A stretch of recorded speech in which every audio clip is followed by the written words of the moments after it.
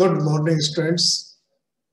मैं doctor Vijendra Singh Tanwar, associate professor in English और वर्तमान में राजकीय महाविद्यालय गुढ़ा झुंझुनू डिस्ट्रिक्ट में पदस्थापित हूँ। कोरोना काल में जो वीडियो सीरीज आपके लिए बनाई जा रही है उसकी कड़ी में जो आज का जो वीडियो है वह है उन विद्यार्थियों के लिए है जिनकी क्लास है BA part 3 subject English literature paper first. और आज के इस वीडियो में हम my last duchess Robert Browning की बहुत ही पॉपुलर पोएम है उसकी क्रिटिकल अप्रिसिएशन के बारे में बातचीत करेंगे। तो सबसे पहले कवि के बारे में बता दूं मैं आपको कि जो कवि है रॉबर्ट ब्राउनिंग ये विक्टोरियन काल का एक बहुत ही प्रसिद्ध कवि है। इसके बारे में ये कहा जाता है कि जो 3 कवि थे मैथ्यू आर्नोल्ड, टेनिसन और Robert browning, they form the Trinity of Victorian era. Robert browning का जन्म 7 मई 1812 को हुआ और डेथ हुई 12 दिसंबर 1889। ये वैसे तो वर्सेटाइल जीनियस था, लेकिन इसकी जो पॉपुलरिटी है वो एक पोएट के रूप में ही ज्यादा बनी। Playwright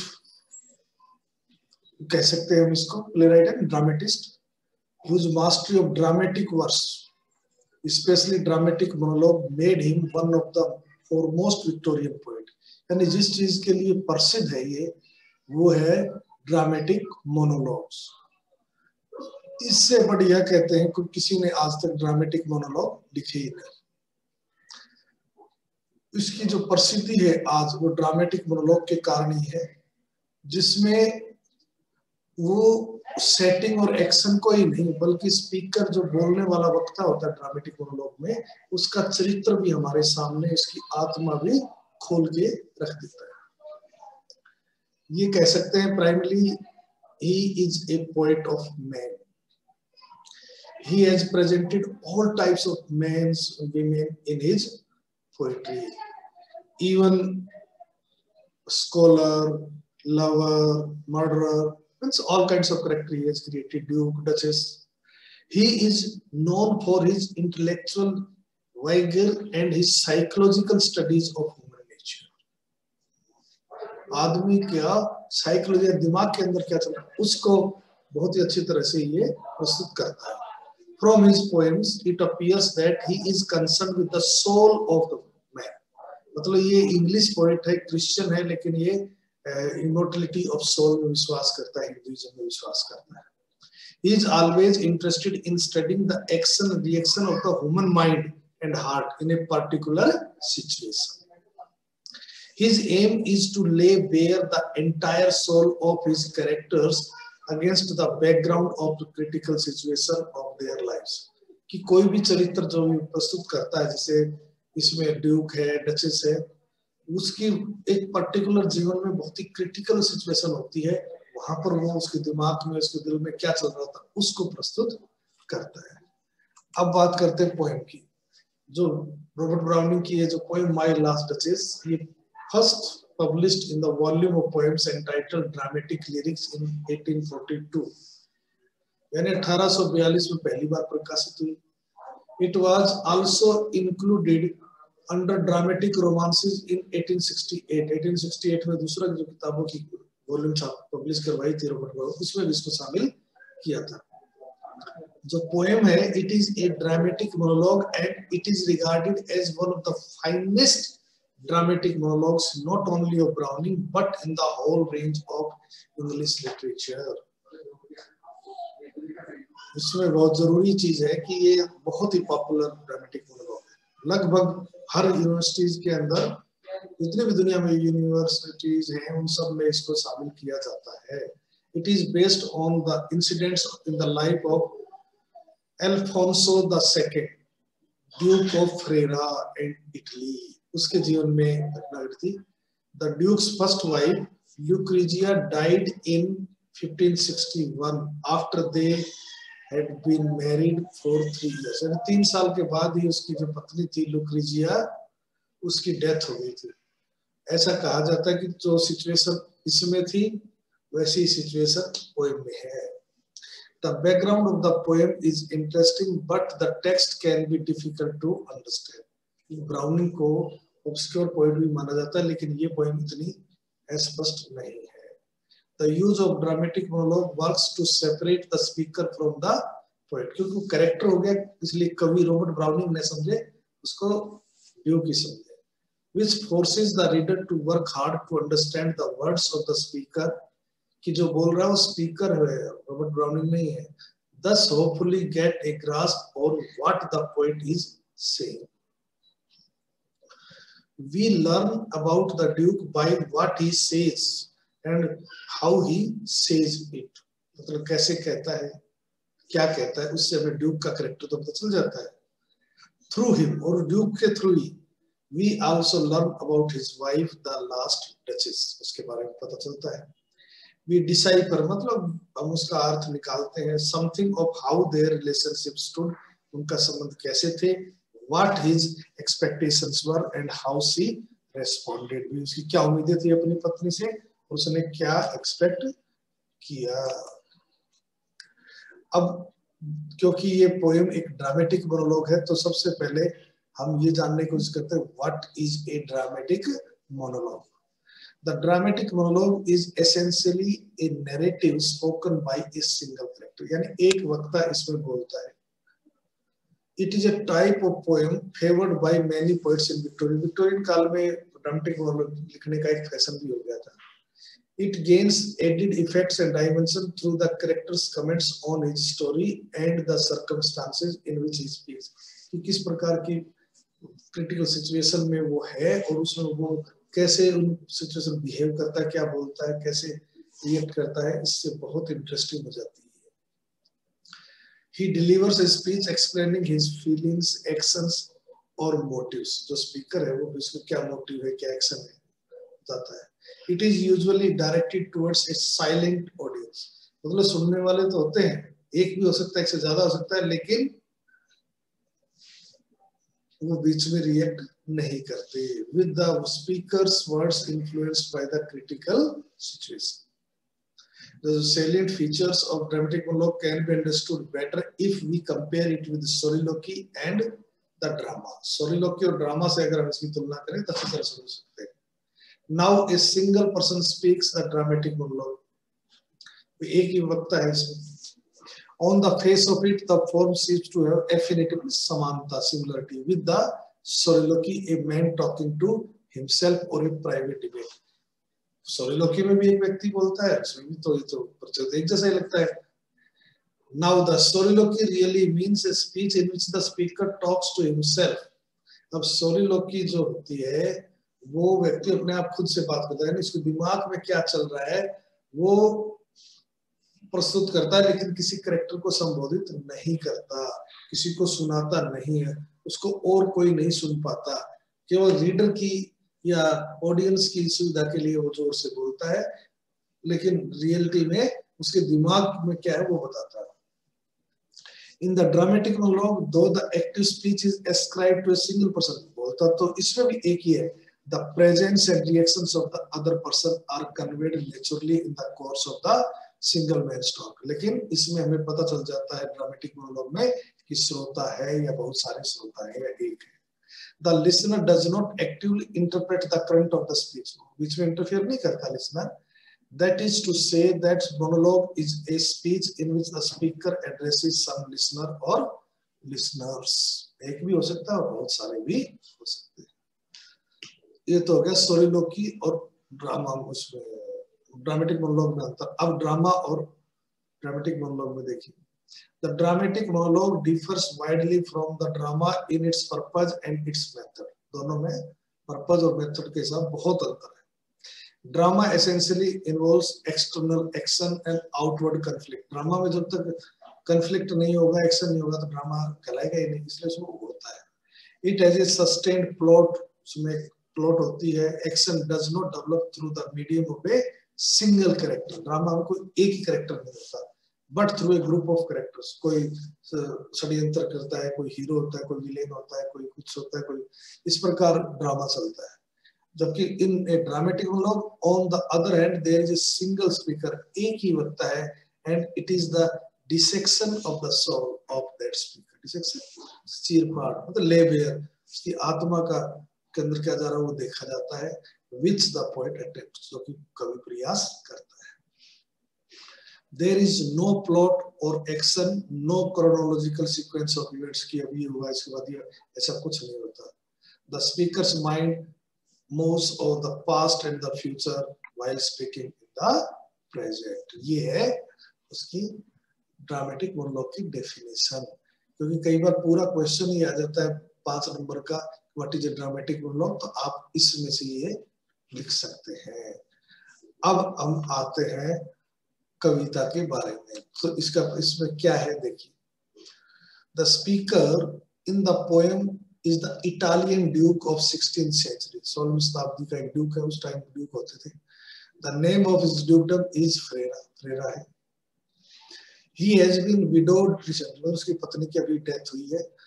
He intends to marry a second time, दोबारा वो शादी करना जा रहा है, इच्छा रखता है। An envoy, messenger of the count of the neighboring county has come to negotiate with him the marriage of the count's daughter। कि काउंट का संदेशवाहक, जैसे अपने यहाँ पर पहले पंडित जी जाते थे नारियल लेके, उसी तरह वो एनवोई यानी मैसेंजर शादी का प्रस्ताव, काउंट भी एक काउंटी क्रिकेट नाम सुना होगा आपने, मतलब एक एरिया, उसका काउंट की लड़की की शादी का प्रस्ताव लेकर वो आया है। The Duke takes him round his picture gallery and shows to him the portrait of his last duchess। उसको अपने last duchess का portrait दिखाता है। He tells him that he alone uncovers the picture and nobody else is allowed to do so। यानी कि उसकी positive nature देखने को मिलती है। कहता है कि इसको केवल वही हटा सकता है और कोई अलाउड नहीं है ऐसा करने के लिए। The portrait is life like and realistic, बहुत ही शानदार पोर्ट्रेट है। इट वाज पेंटेड बाय फेरा पेंडोफ, बहुत ही प्रसिद्ध आर्टिस्ट फेरा पेंडोफ से बनाया था। The Duke draws the attention of the envoy towards the painted deep and passionate look in the eyes of the Duchess। उसकी दिखाता है उसकी आंखों में कि क्या पैशन है, कौन सी भावना है, इस पर ध्यान देने की जरूरत है। In response to the inquiring look of the envoy, envoy समझ नहीं पाता। The Duke tells him that the depth and passion of her earnest glance was not reserved for her husband alone। तो वो बताता है ये जो खुशी की जो भावना है, ये जो ग्लांस है, ये केवल उसके पति के लिए नहीं था। In fact she had no sense of discrimination, उसको डचेस को कोई भेदभाव आता ही नहीं था। She had very childish and foolish nature थी उसकी। She was pleased when she was given gifts, but she used to thank everyone sweetly without differentiating between the pretty gifts of others and the duke's gift of 900 years old। यानी कि उसने उससे शादी कर उसको एक 900 साल से जो राज कर रहा है उस राज परिवार का नाम दिया, उसमें और कोई छोटी मोटी गिफ्ट देता उसमें वो अंतर नहीं करती थी। This attitude of her displeased the Duke, ये ड्यूक को उसका व्यवहार अच्छा नहीं लगता था। Her habit of smiling and thanking without discrimination continued to grow till it became intolerable to the Duke। ऐसे नहीं हो गया, ऐसे बढ़ता रहा व्यवहार उसका। At last he gave orders, और उसने फिर ऑर्डर दिया। Then all smiles stopped together। ये 5 जो वर्ड्स है इसमें इतनी क्रूअल्टी है कि उसकी सारी मुस्कुराहट समाप्त हो गई। इसका मतलब ये भी निकालते हैं शायद उसको फांसी पर लटका दिया गया या उसका गला घोट दिया गया। The Duke then indirectly tells the envoy about his expectation of large dowry and takes him downstairs to meet the other visitors। डोरी की बात भी इनडायरेक्टली करता है ड्यूक, और फिर उसको नीचे दूसरे मेहमानों से मिलाने के लिए जाता है। On the way, he asks the envoy to have a good look at the bronze statue of Neptune, the sea god। समुद्री देवता जो नेपच्यून है उसका एक ब्रोंज का बुत है, उस पर ध्यान देने के लिए कहता है। In this statue, the god is shown riding and controlling a seahorse। seahorse को कंट्रोल करता हुआ दिखाया गया देवता को। It was made especially for him by the great sculptor। तो इस प्रकार हमने देखा कि जो कवि है ड्यूक का जो कैरेक्टर प्रस्तुत कर रहा है इनडायरेक्टली, वो ड्यूक अपने आप को बोस्टफुल मानता है और इसलिए वो कहता है कि ये स्टेचू फला पहले वाला तो रैपेंडॉफ ने बनाया था, ये क्लॉस ऑफ हिल्सबर्ग ने, दोनों काल्पनिक नेम है, लेकिन just to give impression, very effective impression on the listener कि बहुत बड़े आर्टिस्ट वो होंगे। अब हम आते हैं क्रिटिकल एप्रिसिएशन पर। जो इसके जो पोएम की जो विशेषताएं हैं वो ये है, सबसे पहले तो ये टाइप ऑफ पोएम क्या है, एक्सीलेंट ड्रामेटिक मोनोलॉग। तो बहुत ही जबरदस्त उदाहरण है, excellent example of dramatic monologue. Monologue क्या होता है हम देख लिया, मोनोलॉग में एक स्पीकर और लिसनर होता है। तो the speaker is the Duke of Ferreira है, he is shown speaking his mind aloud to a silent listener who is envoy, messenger of a count with a marriage proposal। जो यानी कि जो count की लड़की और ड्यूक में शादी का करवाना चाहता है, उसका प्रस्ताव लेकर वो मैसेंजर आया और मैसेंजर को संबोधित कर रहा है कौन, Duke. The speech of the speaker reveals his personality, mind and nature, खुद के भी बताता है और दूसरी चीज बात ये है कि वो किस प्रकार का व्यक्ति है हमारे सामने, लालची है, इगोइस्ट है, पॉजेसिव है, सब आ जाती है उसके सामने। दूसरा dramatic plunge into critical situation.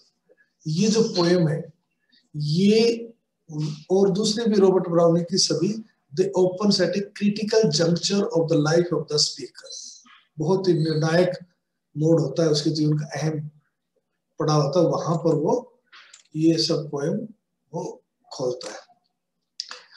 Duke जो है वो इंटेंट्स क्या करना चाहता है, ड्यूक जो है वो शादी करना चाहता है, तो वो दोबारा शादी करना चाहता है और इसी पर्पज से जो मैसेंजर उसके साथ जो काउंट की लड़की की शादी का प्रस्ताव लेकर आया है, वो एक बार नेगोशिएशन में बातचीत करने के लिए आया हुआ है, फाइनलाइज करने से पहले। It appears that the Duke is trying to impress on the messenger, उसको ताकि ज्यादा अच्छा इंप्रेशन जाए, अच्छा दहेज मिल जाए। Indirectly, he is also making it explicit as to the sort of behavior he expects from the girl he is going to marry. Indirectly वो ये भी कह रहा है कि उसको किस प्रकार का व्यवहार की उम्मीद है अपने भावी पत्नी से। अब character analysis. The poem is an admirable piece of character study, बहुत ही जबरदस्त प्रशंसनीय उदाहरण है। Within a brief compass of 56 28 couplet ही तो है। The poet presents a vivid and moving character analysis of both the Duke and the Duchess, दोनों का। We are not only given a vivid picture of the Duke's temperament, but through his words we realize the true nature of his last Duchess as well. Duke के character के बारे में पता चलता है और डचेस जो उसकी पत्नी थी उसके बारे में भी हमें पता चलता है। अब देखिए, psychological study of arrogance and possessiveness. The poem shows that the duke is proud, बहुत ही घमंडी है, टायरेंट अत्याचारी है, केयरलेस निर्दयी है, हार्ड हार्टेड बड़ा कठोर दिल वाला है। His tyrannical attitude is evident, स्पष्ट है, when he says that he alone can draw aside the curtain before the picture, यानी तस्वीर पर भी किसी को हाथ नहीं लगाने देता, अपनी पत्नी को किसी से बात करता कैसे सहन करेगा।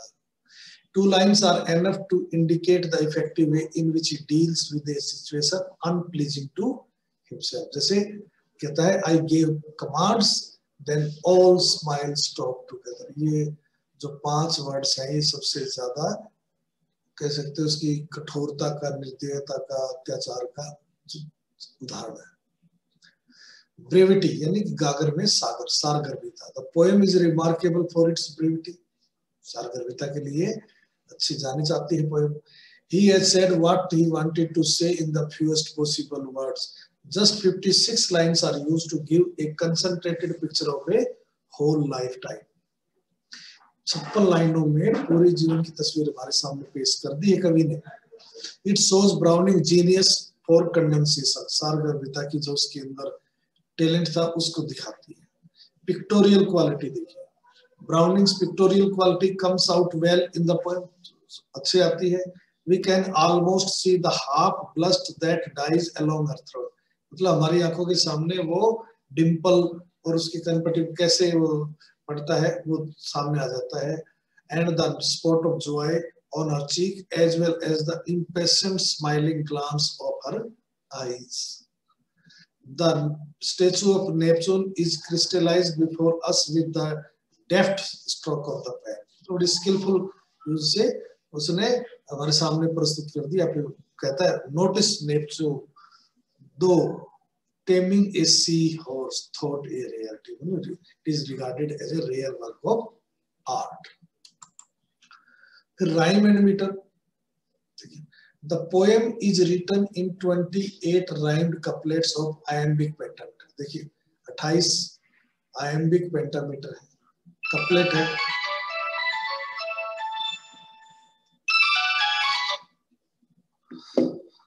Couplet में, but the rhyme can easily pass off unnoticed in the poem because the sense is continuous and runs on from one line to another. Thus, many a reader would easily think that the poem has been written in blank verse. मतलब इतना उस हिसाब से लिखी हुई है कि हमें ऐसा लगता है कि जैसे पोएम में कोई रिदम है. Conclusion. In a nutshell, brief में, the poem is a perfect example of dramatic monologue. बहुत ही perfect example है. It is a piece of action, not of still life. It is a dramatic scene in small compass into which is poured all the emotion natural to a character, thus making him reveal himself vividly and powerfully. यानी सारे emotions इसके अंदर हमें 28 दिन 56 लाइनों में 28 couplets में देखने को मिलते हैं और इसी के कारण ये पोएम इतनी पॉपुलर है कि गागर में सागर का उदाहरण है. ये हमें बेकन की याद दिलाता है. Thank you very much.